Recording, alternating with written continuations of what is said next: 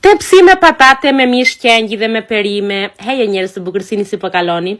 Tani, si e përgatitun këtë, ihet të gjitha bashkë, nga perimet unë i hodha speca të kuq, karota edhe qepë, mishnje dhe nga këto erzat i hodha ky është tarmerik, i hodha rigon, piper të kuq, piper të zi edhe krip kuptohet. Do dhe një qik ujë, edhe i hodha edhe një qik mustardhë. Nuk ja themi burrit tim, se burrit tim nuk i pëlqen mustardha, po nuk e kupton brenda. I trazojmë të gjitha bashkë tani që thoni. Trazohen mire të gjitha, edhe pastaja, kuptohet duhet ta mbulojmë, se mishi i qengjit do më shumë orë që të zjej se patatet dhe perimet, ndaj dhe i mbulojmë të gjitha bashkë që të zjejnë në të njëjtën kohë.